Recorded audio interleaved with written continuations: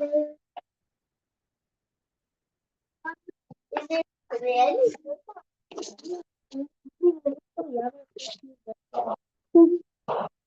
it's Juma.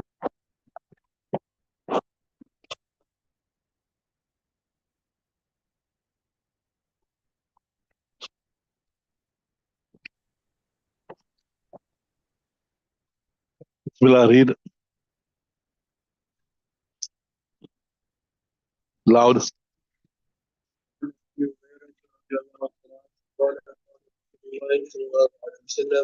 بادروا بالأعمال في الليل يصبح الرجل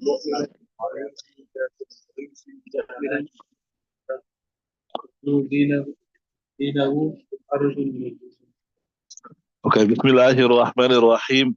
وعن أبي هريرة رضي الله تعالى عنه قال قال رسول الله صلى الله عليه وسلم بادروا بالأعمال فتنا كقطع الليل المظلم يصبح الرجل مؤمنا ويمسي كافرا ويمسي مؤمنا ويصبح كافرا يبيع دينه بعرض من الدنيا رواه مسلم. Very interesting hadith here. بسم الله الرحمن الرحيم. نحمده ونصلي على رسوله الكريم. Narrated on the authority of Abu Huraira radiallahu ta'ala anhu. He said that Rasulullah said, Badiru bil a'mal, that hasten with good deeds, fitanan, soon there will be fitna, iyakuma fitan, fitanan, kaqita'i layli al-muzrimi, like a portion of a darkening night. Yusbihu rajulu mu'mina, a person will spend the morning as a mu'min, wa yumsi kafira, but by the evening he will be a kafir. Or on the contrary, wayumsi mu'mina, by the evening he'll go to sleep in the condition that he's a believer, wayusbihu kafira, but he will wake up in the morning that in the condition that he's a kafir. Yabi'u dinahu bi'aradi min ad-dunya, he will sell his deen, entire deen, for an insignificant amount of this dunya. Rawahu Muslimun, Imam Muslim narrates this particular riwayat. So this here is a very powerful hadith. Maybe it does not, it could refer to, the tests, the trials that will come in the time of Uthman, or it could refer to in general. What the hadith is saying, tell me what you understood from the hadith. Ismail, what do you understand from the hadith? Tell me. Tell me, what do you understand from the hadith? Yeah. As I said, it could be maybe particular to the time of, the first fitna, which was Uthman, or something else. What do you understand? To do good things. Yeah. So what the hadith is saying, I told you, it could refer to the time of an Uthman radiallahu ta'ala, that was the first fitna, or in general, that seize the opportunity to do good now whilst you can do the good, irrespective of whether this refers to the fitna that happened in the time of Uthman when he was martyred and all the strife and the problem that came after it, or even any other time in history. Me and you now, whilst we have the ability, we have the capacity to do good, do the good. Don't say one day I'm young, so now I will enjoy myself, I will do this, I will do that, I'll change afterwards when I get older. Do it now. Now, intahizil fursat al-an. Seize the moment and do the good. See, badiru bil a'mal. Hasten with your good deeds. You do not know what will happen tomorrow. You do not know what will happen tomorrow. Look at the people in Palestine. Look at the people in Lebanon. Did they know that the entire communities will be wiped out? Did they know that their livelihoods, everything will be decimated? That the whole lives will be turned upside down? Did they know that there will be refugees for more than 1 year going on? There will be refugees. You got no guarantee. You don't know what's going to happen. So now this is an opportunity. So Badiru, no matter who you are, whether it was in the time of Usman, whether it was after that, whether it was the other fitan, whether it is us living here now, whether it will be in the future, when you've got the health, you've got the wealth, you've got the strength, you've got the time, then engage in as much good deed as possible, because you got no guarantee. Tomorrow you'll be sick, tomorrow you will be paralyzed, or maybe besides it, things will happen around you where you are not able to do good deeds. conditions can change in split second. One day you're living a normal life, the next day you are a refugee. But one day you are healthy, one day you are strong, the next day you are sick, you are weak, you are paraplegic or you're quadriplegic. Allah Ta'ala protect us, right? So fitanan, test, trials, tribulations will come. Look at the people that were living in Bosnia, Herzegovina. You were too small, but it was another genocide in recent history that happened where Muslims were killed only because they're Muslims. They killed thousands of Muslims. Listen to this. They killed not hundreds of thousands, not tens of thousands of Muslims. And when they asked one of the generals, why did you kill so many people? Why did you massacre so many people? You know what his answer? He said, we killed them because they don't eat pork like us. So you don't know for what reason you'll be killed. You will be killed because you don't eat pork, na'udhu. So in other words, he's trying to say they are different to us. They don't eat pork and they don't drink like us. That's why they are different to us. So they were not happy with having Islam in the heart of Europe. So you don't know what will happen. You got no guarantee. So do the good deeds now, right? So you say, like a portion of a dark. So remember, al-dhulama means something that makes dark. So like how, the night comes, how the night becomes dark when the sun sets. Actually, there's no darkness coming, but we're moving away from the sun. So, but like, it's just expression. This was like how the darkness come gradually, steadily, slowly, but progressively. Slowly, so the whole night becomes dark. The whole atmosphere becomes dark. It covers everything. So fitna will come like that. It will cover the entire environment. There will be no light. So here we can say the physical darkness is compared to spiritual darkness, lack of hidayat, lack of guidance, etc., etc. So fitanan kaqita'il laylil mudrimi. And this fitna will be so strong that, as I said, in a minute of seconds, things can change. يُصْبِحُ الرَّجُلُ مُؤْمِنًا. In the morning you're Muslim, by the night time you are kafir. On the contrary, in the night time you are kafir, the next morning you're mu'min. So, يَبِيعُ دِينَهُ بِأَرَضٍ مِنَ الدُّنْيَا. You sell your deen for a paltry amount of the dunya. How people sell themselves, they sell, like how he said, he sold his soul. He sold to the devil. So people will sacrifice their deen, they will sacrifice their brethren, they will sacrifice everybody for insignificant thing of this dunya. Okay, read the next one. قال رسول الله صلى الله عليه وسلم سيتكون فتن القائم فيها خير من القائم فيها خير من الماشي فيها خير من الساعي من تشرف لها تشتركه فمن وجد ملجأ أو معاذا فليعوذ به متفق عليه.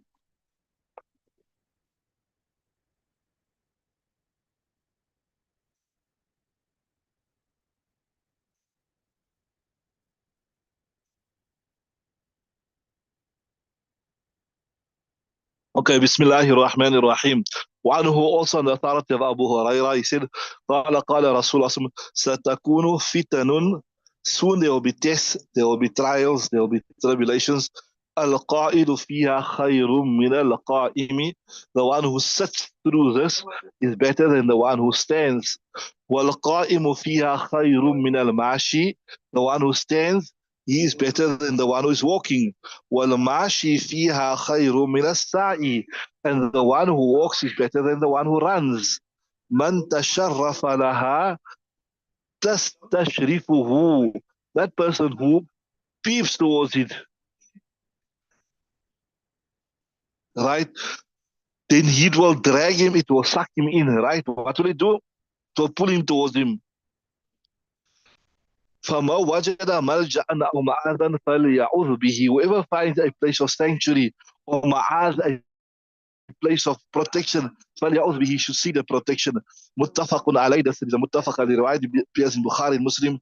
وفي رواية لمسلم, and another riwayat of Muslim Sharif قال تكون فتنة. There will be fitna. Right, النائم فيها خير من اليقظان. The one who sleeps in it is better than the one that's awake. وَالْيَقْظَانُ فِيهَا خَيْرٌ مِنَ الْقَائِمِ. And the one who's awake is better than the one who is standing and looking at it. وَالْقَائِمُ, and the one who's standing and looking at it is better than the one who is خَيْرٌ مِنَ السَّاعِ, running.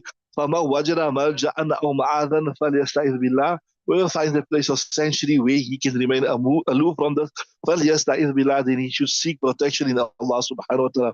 What do you understand from this hadith here? What do you understand? Simple two words, what do you understand from this hadith? Fitna will come whoever, whatever opportunity. What do you understand, Ismail? What do you understand from this hadith?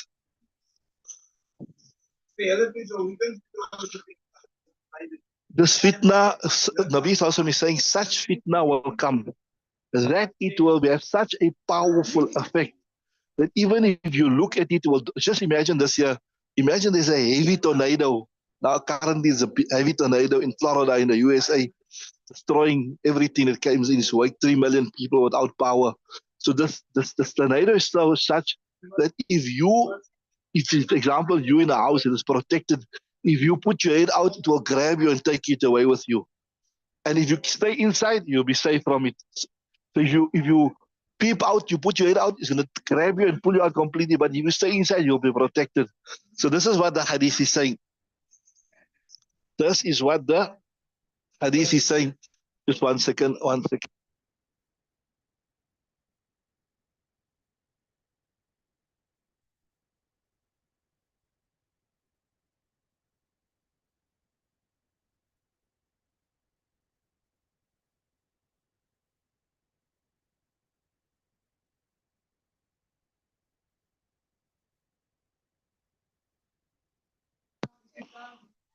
Right.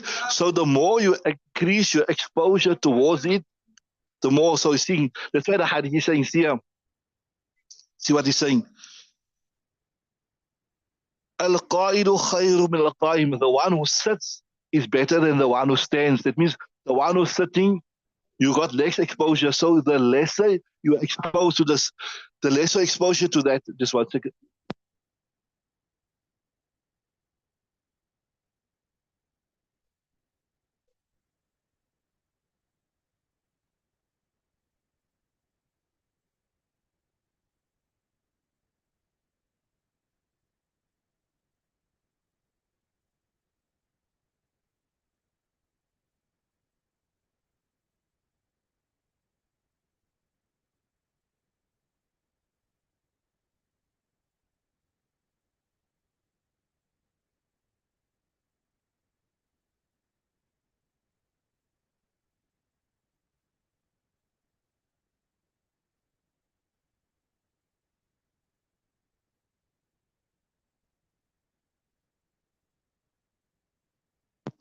Okay, so what he's saying, see, a sitting person, his exposure is lesser than a standing person.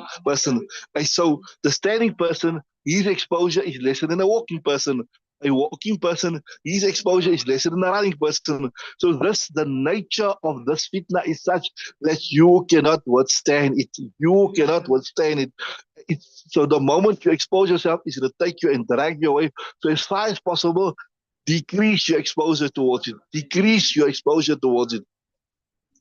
Man tasharrafa laha tastashrifuhu. Whoever peep, if you, like I tell you, imagine this. Imagine the fitna is like a whirlwind. It's like a tornado coming. Imagine the fitna is a whirlwind. Imagine a tornado. So what you do, you can't stand out in front and say, I'm going to stand this, and the thing is going to take me away. What you do, you retreat, you go to a place of sanctuary, you protect yourself. In other words, what Nabi Sallallahu Alaihi Wasallam is saying is that the fitna will be so great. It will be so great. Nobody can withstand it. Nobody can withstand it. So the best thing is you just retreat and you retract. There's going to come a bit more about this later on. You know, there's a hadith that speak here about that a time will come when it's better for you to take your sheep, your goats, and you head to the mountains. When there will be so much confusion, who's on the haq, who's on batil, the fitna will be so much that you cannot withstand the fitna. But then also you see other hadith speak about making sabr, like upon the harm of the people, making sabr. What's the intibaq? We'll do a bit of this later. But the intibaq, you say the correlation is when you as an individual, maybe you can make a difference. You can influence people. Then it's better to stay amongst the people. But when the fitna becomes so overwhelming, it becomes so powerful like this year, Like I told you, man tasharrafa laha tastashrifuhu. That person who peeps towards it will grab him. Where you know now that there's no hope for redemption for the people. There's no way these people that I can make a difference upon them. I can invite them towards good, etc. The only thing left now is for me to be influenced. And that is the time it is better to retreat to the mountains. That is because you can't influence them. The only thing is left now is they're going to influence you. But anyway, that's the simple subject. We'll come a bit later, discuss it. But the main theme here in this hadith is that when this fitan are so powerful, it is so overwhelming, it is going to suck up everything. Like, you know, that tornado, when it comes, it sucks up everything, no matter what it is. It just takes it, destroys it.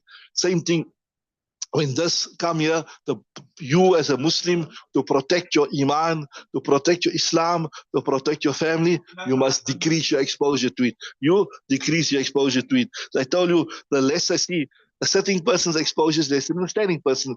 A standing person's exposure is less than a walking person. A walking person's exposure is less than a running person. The lesser your exposure, the greater the chance of your survival. Because this is such a thing will just draw you in.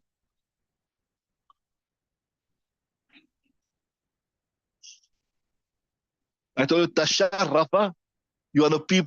Just imagine, I told you to understand this. Imagine there's a heavy whirlwind coming here and you want to put your hand out to see what is happening there. It will come and take you with. So you want to peep and see, hey, what's happening here? All the fitna is happening here. This is happening here. That what the people are doing. They're doing this. They're doing that funny thing. I want to see what they're doing. No, I just want to see what they're doing. Don't even look at it.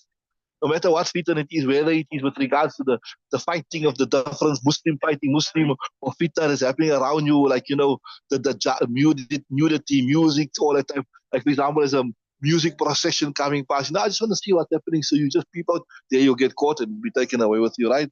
So, man tasharrafa tastashrafihu, it will draw him, it will suck him in. Like I tell you, imagine that tornado coming and sucking the people in. Okay, read the next hadith. So that's so as I said, the main thing is that here, when there is this fitan, where there's so much confusion, you don't know who's on haq, who's on batil, or there's a one way, like you know, this fitna, it will come the ulama, the differences between them, you don't know who's on haq, who's on batil, or maybe this overwhelming batil that it will draw you into you, etc. Those times you just remain aloof and you stay away from it. Read the next hadith.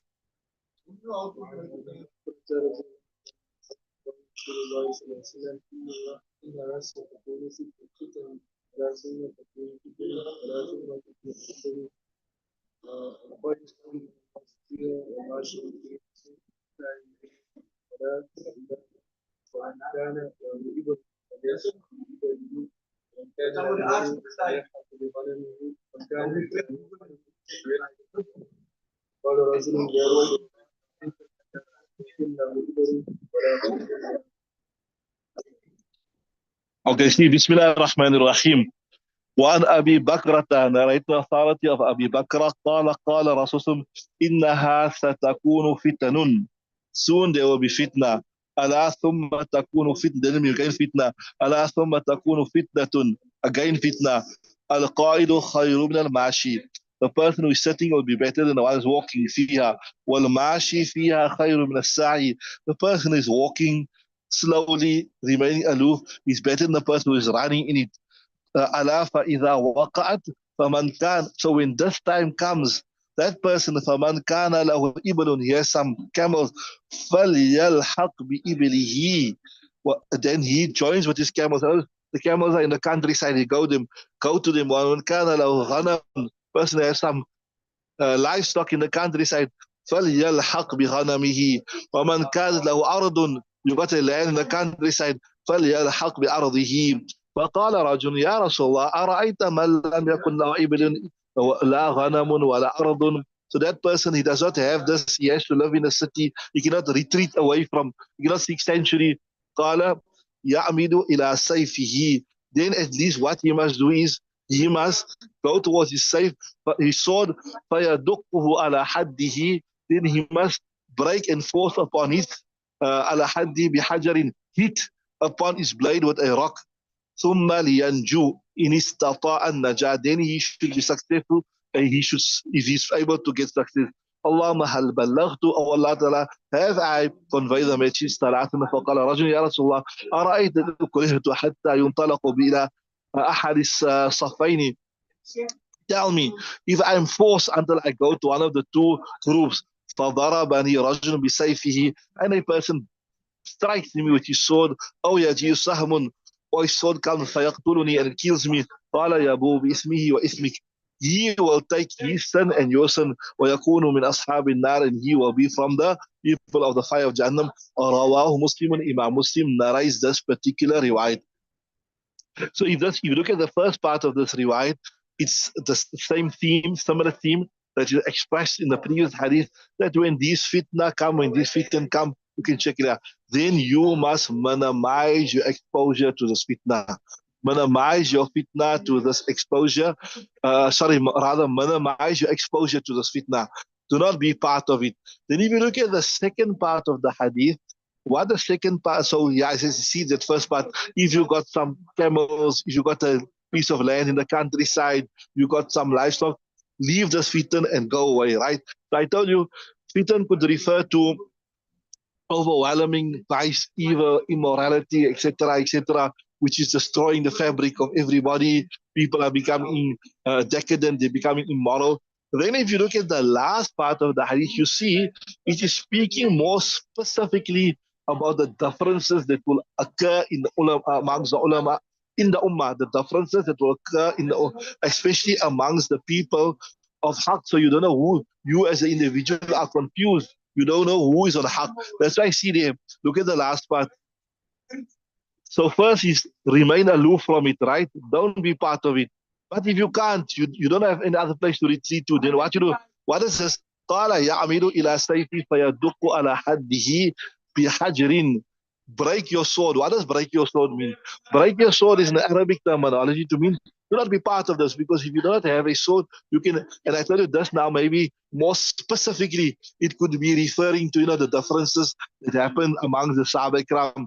And the technical word for this is called Mushajaratu Sahaba. I tell you in this book here, you'll see in part 2, we'll do this in a lot of detail, the Mushajarat Sahaba, the differences that occurred among the Sahaba Ikram. But there's a principle, Al-Ibratu li-umumi lafzi la li-khususi al-mawridi. The lesson is for the generality of the words, not for the specific circumstances. So as I said, if this particularly specifically refer to the differences that happen amongst the Sahaba Ikram, if we are faced with similar circumstances, you got people, ulama, or that's the ulama, leaders, Muslim countries, they have differences. It's not clear who's on the haq, who's on the batil, like how that is dukhanun. Remember we said dukhanun, things are murky, then you break your sword, you not get involved with them. Rasul ya'amidu ila sayfihi fayadukku ala haddihi bihajarin. And this thumma liyanju in sapan. Then this is how you can then get your success, by remaining aloof from this, right? Then Nabi Sallallahu Alaihi Wasallam, did I convey the message, Ya Rasul? Yes, definitely you've conveyed. Then a Sahabi asked, look, sometimes you do not want to be part of this fitan. You do not want to be part of this fitan, but you are forced to be part, you are forced to go there, etc. So what happens? In ukrihtu hatta yunta, if I'm forced until I'm put there, I don't have a choice. Like what you call forced conscription. Like in the South African government, the old government, here when it was ruled by the whites, every white young man, he had to go to the army. He had no choice. He had no choice. It's called forced conscription. What? Forced conscription. Even I remember, in America when they were fighting in Vietnam, they were forced to go. And then, the famous boxer Muhammad Ali, you ever heard about him? You must have heard about him. He refused to go. Because he didn't believe they were invading a sovereign country. They were invading a foreign country. They had no legitimate reasons to invade Vietnam. And he was imprisoned because of that. So it was called forced conscription. What's it called? That you, as an individual, you don't have a right. The government forces you to go and fight. The same thing here, we said so far, that when there is this fitna, when there is this challenge, you must remain aloof from it. But now the Sahabi says, Ya Rasulullah, what will happen when this fitna, we are forced? The government forced us, we must be part of this thing. or the teacher force you must be part of this thing. إن أكرهت حتى ينطلق بإلى أحد الصفين فضربني رجل بسيفه. And in the whole process, I'm being killed and I don't want to be part of this fitna. أو يجيء سهم or it arrow comes فيقتلني قال يبوء بإثمه وإثمي. He will go away with your son and his son ويكون من أصحاب النار, and he will be from the people of the fire of Jahannam. Rawa Muslim, Imam Muslim narrates this particular riwayat, right? So, as I said, this hadith has very much similar sentiments. See there, look at the first part of the hadith where Nabi Sallallahu said, إِنَّهَا سَتَكُونُ فِتَنٌ أَلَا ثُمَّ تَكُونُ فِتَنٌ, right? So this is Allah. Normally in Arabic, say Allah, like, hey, listen up. It's like, to draw your attention. Soon there will be great fitan. Soon there will be great test. Soon there will be test that will beset you, will play you. يَعْمِلُ إِلَى سَيْفِهِ.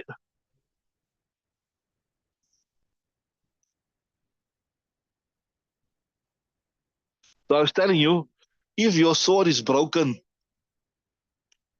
which doesn't mean obviously a person get another sword. What it means is you take a side step, stay away from this fitna.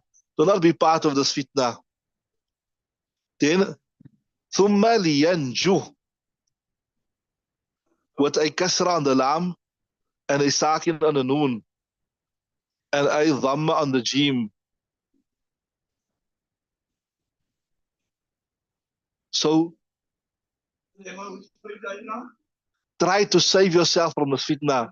Remain aloof from this.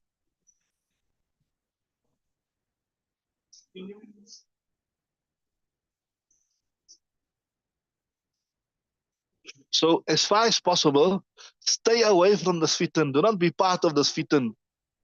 But if you are forced, like I told you just now, we speak about forced conscription. Then, and in the process you are harmed, in the process you are killed, etc., then you will be not answerable for that.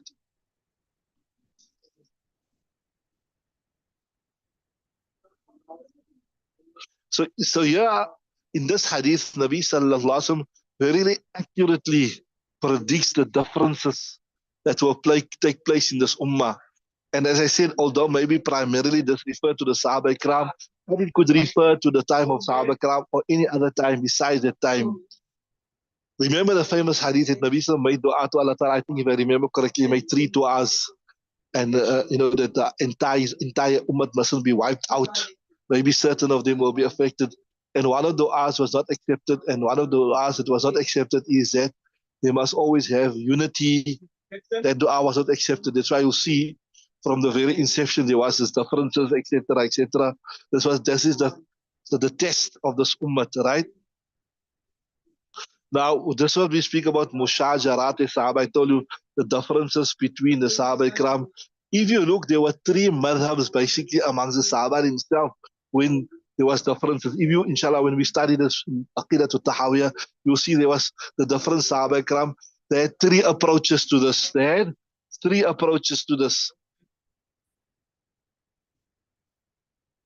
Like as these hadiths suggest here, one is that you must remain aloof. Do not take part in this.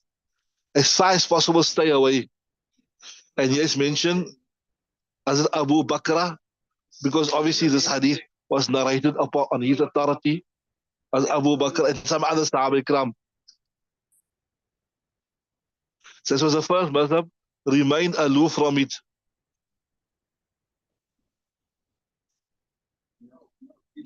The second madhab was that of Hazrat Ibn Umar radiallahu ta'ala. The second madhab was of Hazrat Ibn Umar radiallahu ta'ala. And Hazrat Ibn Umar radiallahu ta'ala, their madhab was this, that you will remain aloof from the fitan, the differences of opinion. But if it comes right onto your door and it affects you directly, then you need to get involved in it. You need to defend yourself. You need to defend the haqq. You need to speak the truth. If there's batil, you need to speak out against the batil. And this is also proven from some other hadith. Then you get the third madhab, which is the Jamhur madhab. Most of the Sahaba Ikram on this. What you identify as the group of haqq, that you must stand with them. And they use this proof. See, look at this ayat in the Quran. وَإِنَّ طَائِفَتَانِ مِنَ الْمُؤْمِنِينَ اقْتَتَلُوا فَأَصْلِحُوا بَيْنَهُمَا وَإِنْ بَغَتْ إِحْدَاهُمَا الْأُخْرَى فَقَاتِلُوا الَّتِي تَبْغِي حَتَّى تَفِيءَ إِلَى أَمْرِ اللَّهِ. What is the hadith speaking about? Two groups of Muslims. See, وَإِنَّ طَائِفَتَيْنِ مِنَ الْمُؤْمِنِينَ, if two groups from the believers, right? وَإِنْ طَائِفَةٌ مِنْ اقْتَتَلُوا, they fight. فَأَصْلِحُوا, try to make sulah between them. But فإن بغت إحدى أخرى, but if the one transgresses another, فقاتلوا التي تبغي, then fight the one that is transgressing حتى تفيء إلى أمر الله, until they come back to the law of Allah subhanahu wa ta'ala. So here it shows you, Allah Ta'ala says, those Muslims that are on batil, those Muslims that are not on haqq, you must use force to bring them back. So those Sahaba Ikram that got involved in these mushajarat Sahaba, they believed that the other group was errant. They believed, and that is why they actively got involved in trying to bring them back onto the haqq. And so you saw the three madhabs. One madhab is remain aloof. Some Sahaba Ikram practiced upon it. The other madhab was what? Don't actively go, but when it comes to you, you have to stand for yourself and establish the haqq. And the third group is, if any group of the believers become wayward, they become errant, they move away from the haqq, they fail to establish the haqq, then you must fight them. فَقَاتِلُوا الَّتِي تَبْغِي حَتَّى تَفِيءَ إِلَى أَمْرِ اللَّهِ. You understood that?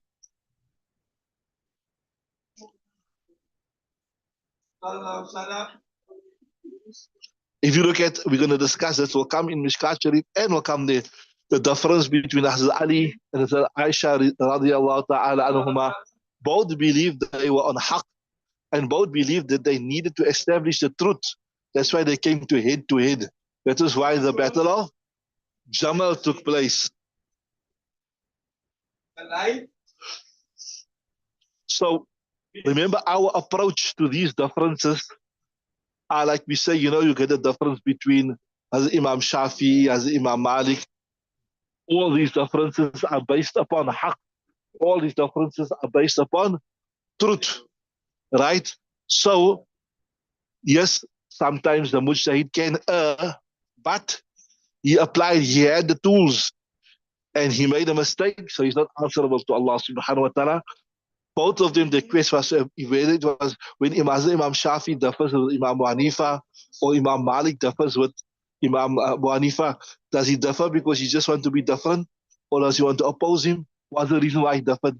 Because he, according to his application, his understanding, that's how he came. It's not because he wanted to be different to that person, or because he wanted to be oppose him, or because he wanted to be different to that person. He differed because that was the result of his analogy. That was the result of his understanding. The same thing we say that the Sahaba Ikram, when they had these differences, this was the result of their understanding of how it's supposed to be. This was the result of their analogy. They applied their mindset. This is how it's supposed to be. So now, if this is how it's supposed to be, and this one is not doing that yet, we need to bring him onto that. As I said, فَقَاتِلُوا الَّتِي تَبْغِي, we will fight them until we bring him onto that, right?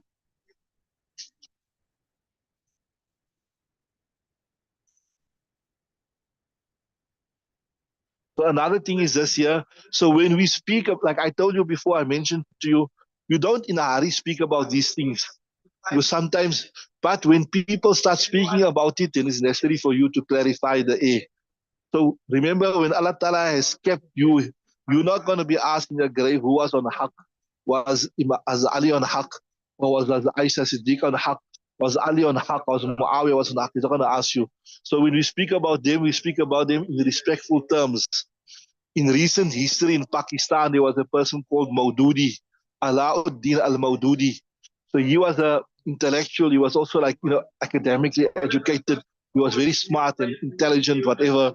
So many of the intellectuals, those Muslims that studied Western education, they were very much attracted to him because you speak on a high academic level. But one of the downfalls he had is he considered the Anbiya, forget about the Sahaba, he even considered the Anbiya fair game. So like how you criticize, you say that yes, it's Yunus alayhi salam made a mistake, he shouldn't have done this. Musa alayhi salam made a mistake, he shouldn't have done this. Or Harun alayhi salam made a mistake. So he would consider the Sahaba Ikram fair game, and he even considered the Anbiya alayhi salatu wa taslim as fair game. And so he got a book called um, uh, Al-Khilafatu al-Muluk. So initially our ulama were impressed with him, but when he saw this man is speaking out against the Anbiya alayhi salatu wa taslim, this man is speaking about against the Sahaba Ikram, our ulama immediately began speaking out against him and saying that this is not acceptable what he's doing. So whatever happened between the Sahaba Ikram, we're not going to be answerable who was right, who was wrong, etc., etc. We try to understand what happened, but we don't have to pass judgment on that. Okay, Karen. Okay, time is up there, I see, so we'll have to switch over. You're going to, yeah, you're going to use the same link or different link? Huh? Because we're going to do the Hidayah Sharif now, inshallah.